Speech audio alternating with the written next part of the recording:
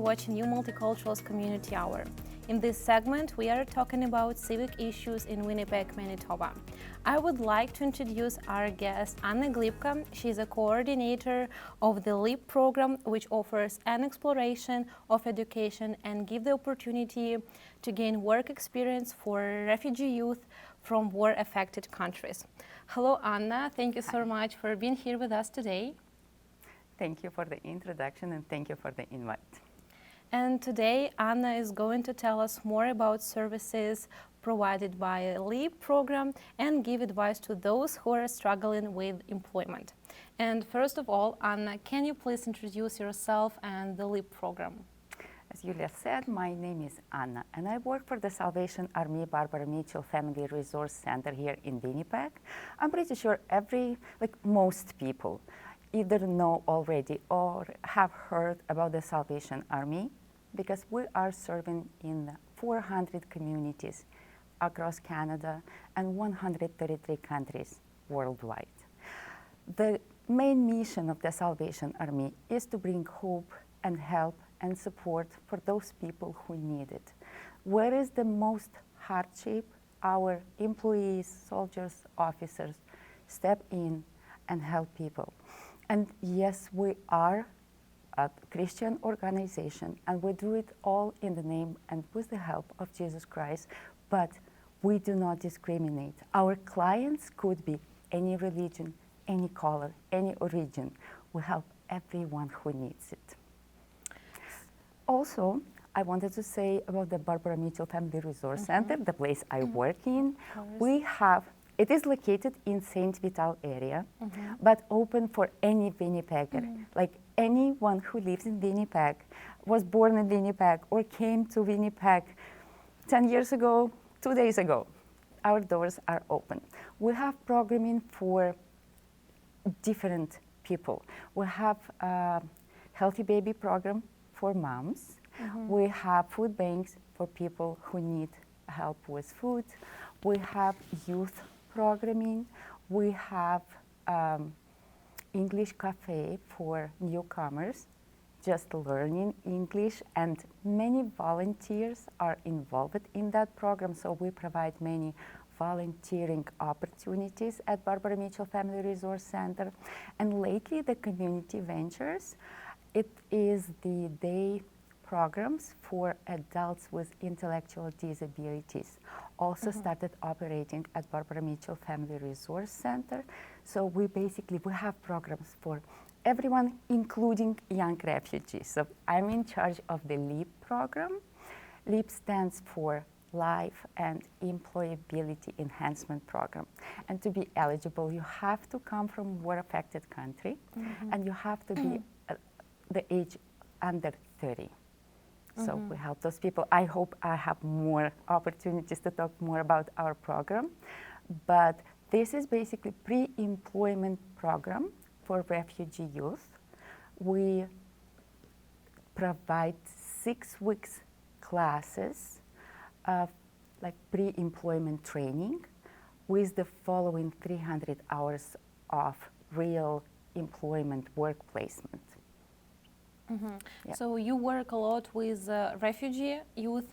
What do you find the most challenging for them when they just first move to Canada? What are their main challenges?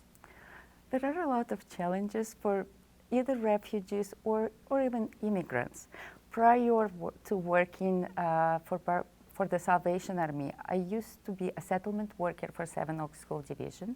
So I worked with all kind of immigrants in Winnipeg, and I came to Canada in 2015, and I have my very own experience as a newcomer and an immigrant, all the way from me know English to person who is helping the other people.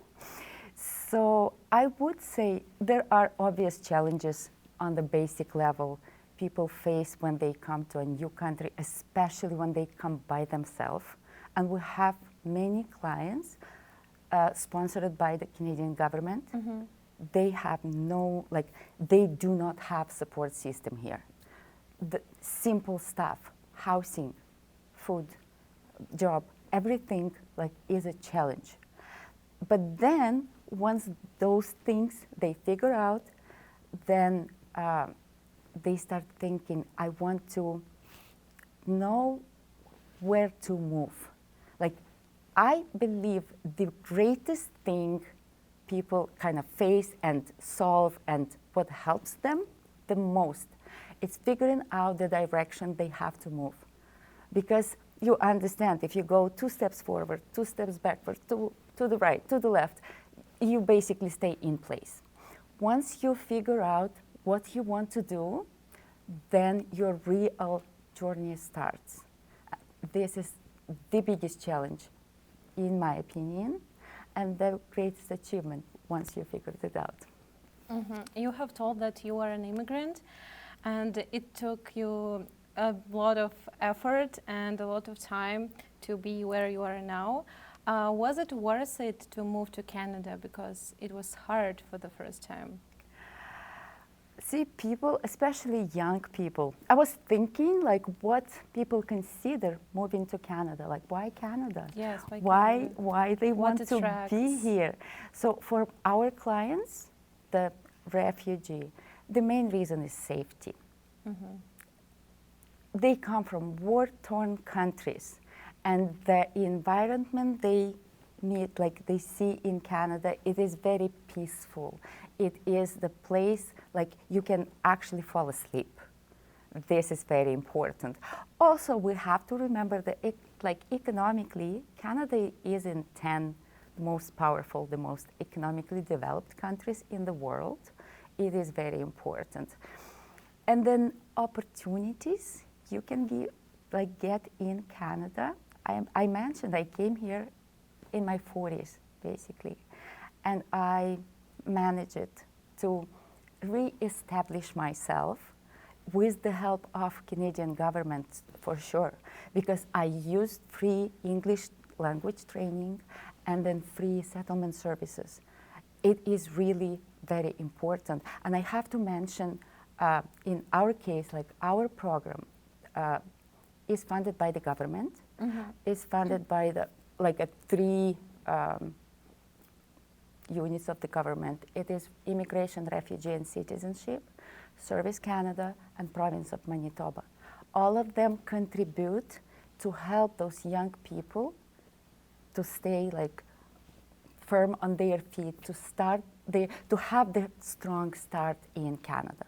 And also, I believe, why Canada? Because this is a country, besides the huge possibilities, it's also a very inclusive country. Like in Canada, being in that diverse environment, you can actually feel yourself at home. You don't have to feel a foreigner forever, right? You can actually at some point understand, I am the part of this bright, like like a colorful and nice environment. So this is very important too. But for some people, it's very challenging to adapt into a new culture and be surrounded by other people from different nationalities. And your organization is one of the places where people feel welcome and comfortable. So what do you do to make people feel at home? I'll tell you more about the LEEP program, like more about how we do it. First of all, we find people who are ready to start their employment in Canada. They should be, like, the requirement is 15 to 30. We aim for 18. We want young people to finish high school. We do really believe it is so important. Sometimes we take younger clients, but not very often, because we want them to do it the right way. And then we offer 6 weeks in-class training, which includes 2 components. The employment, we teach how to write the resume, where to search for the jobs, how to prepare themselves for the interview. And this component is also connected to personal coaching. We have, like, one of our staff members provides personal coaching to the clients.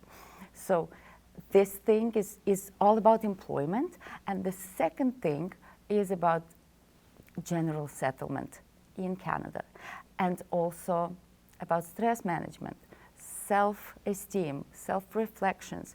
We have presenters from different community organizations in Winnipeg, and one of them is Mount Carmel Clinic. They send presenters on the first week of classes, and the topics are stress management and cultural shock, acculturation, all those things. So from the very first week, our participants understand all the people who work with us basically went through their own journey from very stressful place where you, after those pink glasses fall off and then you feel like you're in shock. So all those people made it. So I will do too. And it is very important. So we provide them this part, and then also we have, as a part of our LEEP program, we have fine arts classes. We have an amazing fine arts teacher. She just graduated from University of Manitoba, the special program, fine arts program. And the topics we cover, the tasks they complete, they discover by the end of week 6, they discover so much about themselves. And as the Salvation Army giving hope today, they are getting that hope. They believe, there are challenges.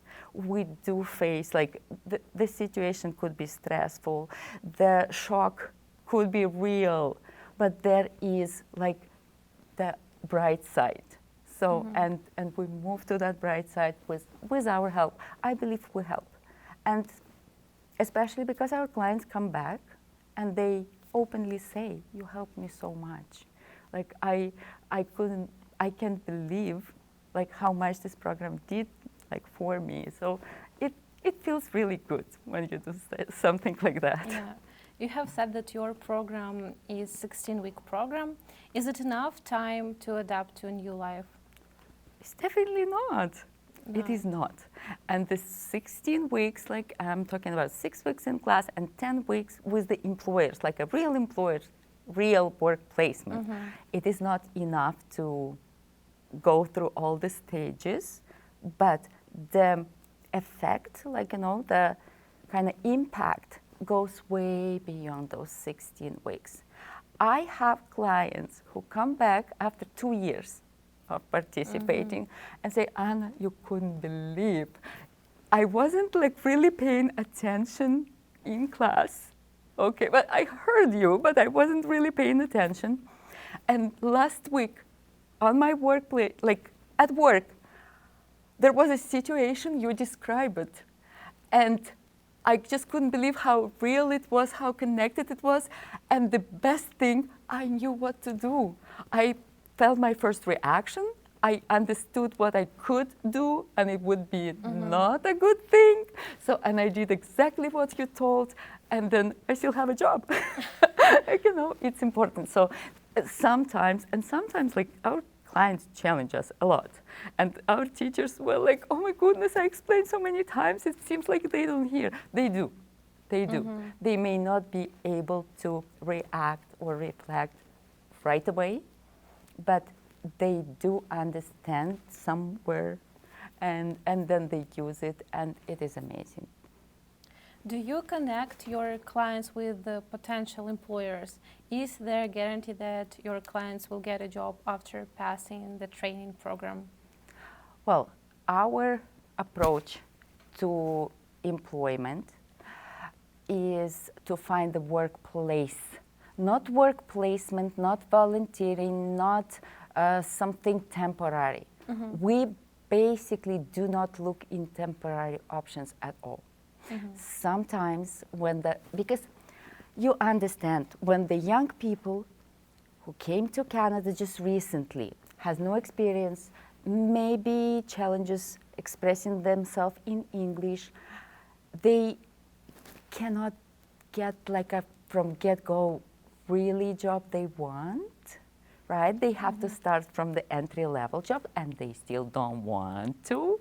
So sometimes, seeing that potential, we would say, okay, there is the placement, but the outcome is not guaranteed. If it's an entry-level job, we ask our employers, like partners, strictly, do you need an employee at the moment? Are you hiring? It is not, we do not want them just to get 300 hours and left alone with what's next. Where, to be honest, we provide to our clients like post-program support. And for example, like a simple example, this fall, one of the productions in Winnipeg closed their doors. They were not, like, I guess they bankrupted and they just laid off all employees. And some of our clients who were placed in 2019 came back and said like, oh, we need resume, we need this. We provided them resumes and leads for the work placements. And one of my favorite cases, because the girl, when you accept the entry-level job, it doesn't mean you cannot do much. So it just means like you start and move fast. So she was a supervisor already in that factory, and she got the supervisor's position in another, with another company. It was just a month ago, like a month or two ago. I do really feel like we do not, it is not 16 weeks program. When it's possible, when people can actually do it, then we help them as much as we can. What employers are really looking for in job candidates? What qualities do employers desire in employees? Well, since we live in Canada, you should understand, and we explain to our participants that they can learn any sort of technical skills on the job. The employer will train capable employee for any type of job. What is extremely important in Canada, and it's not just like working with the students, I go also through a lot of professional development events and my own education and stuff. And I just recently was talking to people like on my level about the workplace environment, how much it changed, even from 10, 15 years ago till now, that the soft skill set, building relationships with your co-workers, being able to communicate, not just on a verbal level, it's not about English language, okay? It's about your attitude. It's about how you perceive people, how you build those connections. And again, it makes perfect sense. The technical skills are sometimes not easy to develop, but it takes less time to develop technical skills. The same time, if it's your soft skills, it's basically your personality traits.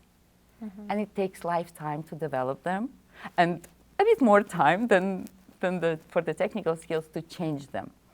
So this is why it is very important for employers. It is very important if people can communicate, if they are perceptive, if they can take constructive feedback and ready to change the way they do stuff. This is very important, yeah. How to build a strong relationship and how important is it to work in a nice atmosphere, because we all came from different nationalities with our behavior pattern. How to build this connection? That's a really, really good, it is a really good question. And I believe that Canadian diversity, it's a blessing. So many people bring to the table different stuff, like different skills, different experience, different understanding of how to how to communicate, how to function, and how to do the job, right? You can learn a lot. There are also challenges related to that because, see, in most cases, we use common sense, right? Communicating with people or at the workplace. It's just common sense. And it does work if everybody comes from the same community, because it's a community sense, right? So when people from different countries, they have different understanding of like how it's supposed to work. Yeah.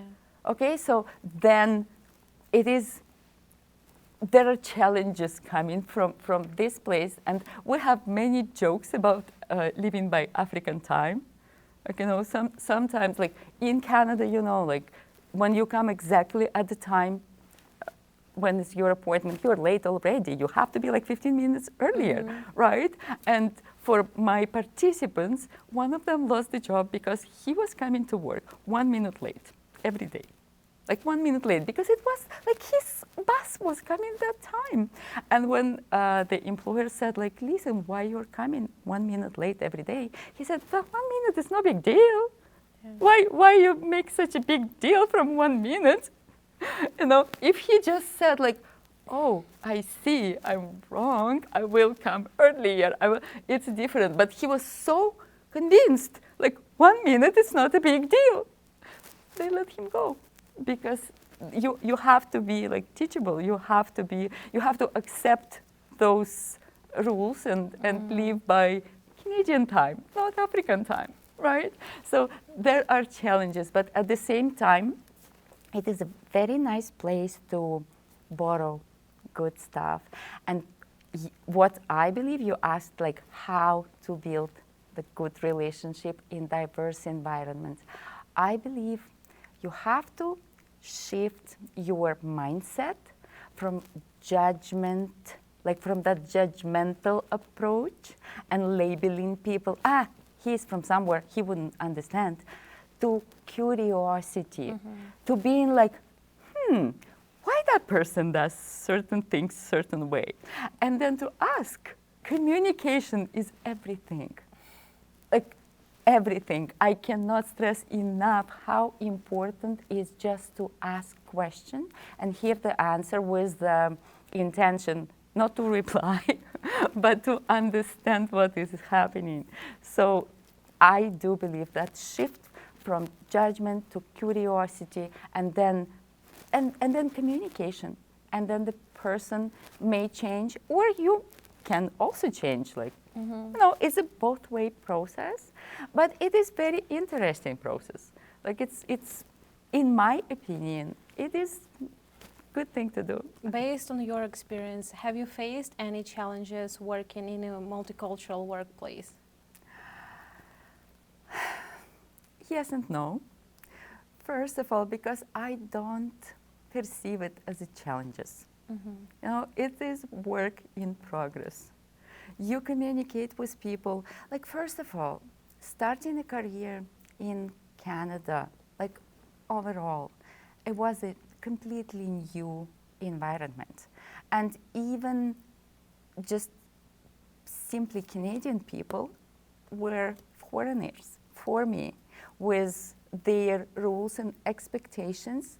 I wasn't quite ready to like comply with their standards. But for me personally, if you're asking my personal experience, I love working in Canada, and I compared to the school and the work environment I went through back home. This country is so much more liberal and positive, and especially working for the Salvation Army. When people work and they believe Jesus is helping them to deliver services, they don't put too much pressure on the employees, or like there are expectations, you have to do your work, but everything is done in such a nice way, in a way like you feel you are important, the way you feel you can do and you want to do stuff just because it is the right thing to do, Okay, you don't feel that sort of pressure. With some of my coworkers, I sure think had some challenging situations, but again, my approach is very clear. I communicate, I ask questions, I don't hold it until it's hard to figure out, until it's hard to solve. So I guess most of them were resolved successfully. Your organization brought together very ambitious and very motivated people willing to work and build a successful career in Canada.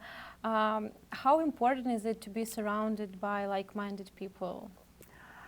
I believe it is really important. Like when you just start, it is very important to be surrounded by positive and people who think the way you think, who make you feel comfortable. They make you feel like accepted and at home. This is very important. But then the next thing, I believe, you have to challenge yourself. You have to find people on the level 2, 3 higher than you, people who achieve it more, people who know more, and then aim to be like them. I always tell my students, like, you become, in 1 year, you become part of your surroundings. You become who you are with. So try to be with people who are good for your future goals, who can actually help you to achieve more. You are so passionate about your work. It seems like you're not just a mentor or a teacher for your students, you're like a friend. How important for you is it to mentor these clients, your students? It is a very important thing, and it was, in this workplace, I moved from a workshop facilitator, then full-time teacher in class, then a resource specialist, then co-supervisor to supervisor position. So all the way from the beginning to like managing the program by myself. So I know everything and I've done everything. And my favorite part of the job was working with clients one-on-one and training and mentoring people, because see, when you're working with youth, what is the most fascinating thing? It is their potential. When you work with like, in most cases, you don't even know what they are like able to do, right? And this is so important to explain them, to guide them to take a right path. It's so funny because every time, you understand, you are new in a new country, you have no idea what to do, you're trying to figure out the way. And every client, like every single client, even if they came to Canada by themselves, they have either that friend or that relative who knows better and who suggested them to pick some job. Because it's a well-paid job. Like, yeah, understandable. I understand it. But then they do not consider what that person actually wants. And the person doesn't know yet. They don't know. You don't know what you don't know, right? So it is so important to make them think, first of all, to think positively, like to see your future in a very positive way and to be realistic. Okay, those two things. When I talk to my clients, I always tell them there are 3 things which will give you everything in Canada, like will bring you anywhere you want. First, it's attitude, positive approach. Whenever you decide, I can do it, or you think, oh no, I can't, you are right. Because for I can do it, you will find the opportunities. And if you say I can't, you will find the excuses. It's common sense. I didn't come up with this idea. I learned it myself, and I believe it works. So attitude is the first thing. Then the next thing is actions. You can't just sit and wait until your dream comes true, right? When we do, and I personally, I'm not teaching anymore. We have a teacher in class, but once for each group, I do teach one class. It's called Career and Education Plan. I show them that we have a special table they have to fill in, and I show them my table from 2015 that I did, and then pictures how it came through. And then I explain them like, you have to, in each word you put on that list, you have to back it up with the action. Your actions are extremely important after you decide what you want. And the third thing is gratitude. You have to be happy for every single little thing you achieve at the moment.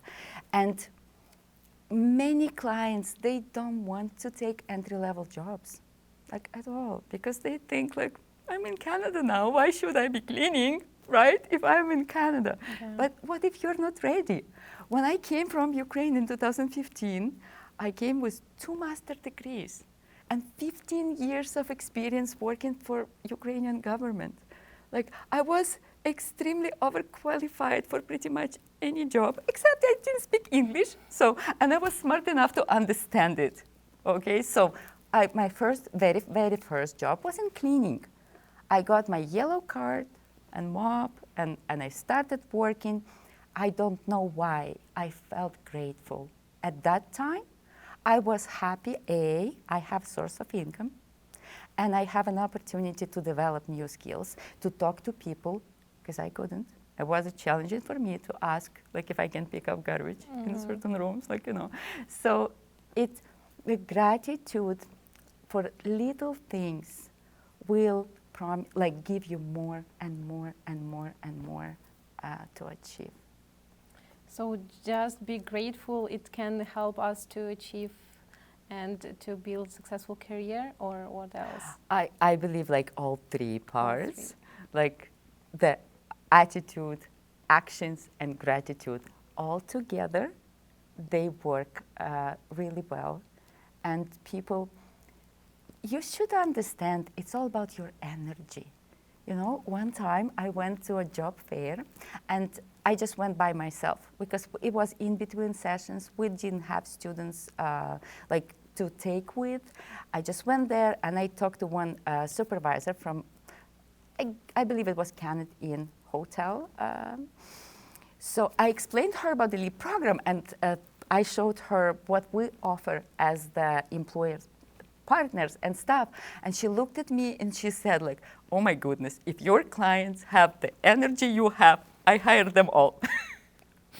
Okay, it is all about your energy, and it should be positive, and you should be ready to act and to be happy with whatever you get. That's my personal belief. What is your hope for the future of the LEEP program? The future of the LEEP program really depends on our funders. And I mentioned already, it is immigration, refugee, citizenship, Service Canada, and the province of Manitoba. Because you understand, people to work should get funding, and our participants as well. So talking about the participants, like whoever watches our program, they have to understand, we think the job search, looking for the job, is a full-time job. And we pay for it. Like, thanks to Service Canada, the Service Canada gives us money to pay our participants for 30 hours per week, and they spend 30 hours per week in class, Monday through Thursday, 8:30 a.m. to 4 p.m. They are in class and they get paid for it.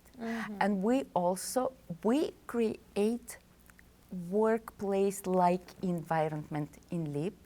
So our participants have the opportunity to get used to Canadian time. They are, by the end of week 6, they don't think that being late 1 minute is no big deal. They know already, they understand it is something important. They understand, and also we cannot do it with our employers and we have really good, we have like on our website, I guess you can tag somewhere or maybe write our website address, leepwinnipeg.com. We have under our partners, we have over 25 employers who already deals with us and employed either once or multiple times LEEP participants, so they know like what we offer and they know how we approach the selection. Like we promise them, because we work for 6 weeks with people, and we understand, okay, that person will last here, and another person, like, no, we don't even offer because we don't want to like mess up our relationship with the employers. And then we look for some other place for those students. But employers are very important, funders are important. The LEEP staff is dedicated to do their job, and from what I see, especially after COVID, there are more people coming to Canada as a refugee. They have to be refugee. Like the thing with us, and it is a requirement from Service Canada, we cannot work with asylum seekers, refugee claimants, people who came from Ukraine with that QAED program. We can't. We can't accept them. They have to be permanent residents, and they have to have that permanent SIN number, not work like visa, not work permit. They have to have that permanent SIN number without the expiration date, and then they can be in the program. And our next session will start on April 3. It's a new fiscal year. It's a new fiscal year. So we are starting like this Friday. We will have a team meeting and we will prepare everything for the new intake, and to be like, just to explain more how to get in the program. First of all, you have to apply. That leepwinnipeg.com website, there is a big green button. It's hard to miss. It says apply now. You click on it. It brings you to the Google form. It's online questionnaire. You answer all the questions. You press submit. I receive your application. So after receiving the application, I always reply to people and schedule them for certain, like we have before each session, we have orientation or like info session for the people where we explain more about the program, because it's both two-way road. It's not like we select who can be in the program. People look at our services and also may decide like, we don't need it. I'll find a job in 3 days. Why do I need to go to school like for 6 weeks, right? And by the way, going to school for 6 weeks, it's not even for getting the job. It is for keeping the job, because it's more important stuff which happens after you leave class and you start your actually real employment, communicating with real people. If you're well prepared, you will keep it. And that's our goal, for people to keep the jobs. So we will start new session in April. Whoever applies by the end of February, we will do info session that first week of March, and then the individual interviews with our staff, and then we select people, and the groups are small. We provide like a really individual approach, because we select 8 to 10 people, no more. And there are 4 staff members who works closely with 8 or from 8 to 10 people. So it is a very, very like intense program, but also effective. Like about 80% of our clients keep their jobs or find themselves another job better shortly after. What would be your message for people who are thinking about visiting your center but still cannot decide whether they need it? It doesn't make sense to be hesitant. That's my message. You have to, as I said, like a positive mindset, like that attitude, positive attitude, and then the action. So you just decide and you go. For the LEEP program, you don't have to go to Barbara Mitchell Family Resource Center, because we work mainly from home. We are not, like physically, there are materials and we are meeting our students twice per intake at our facility.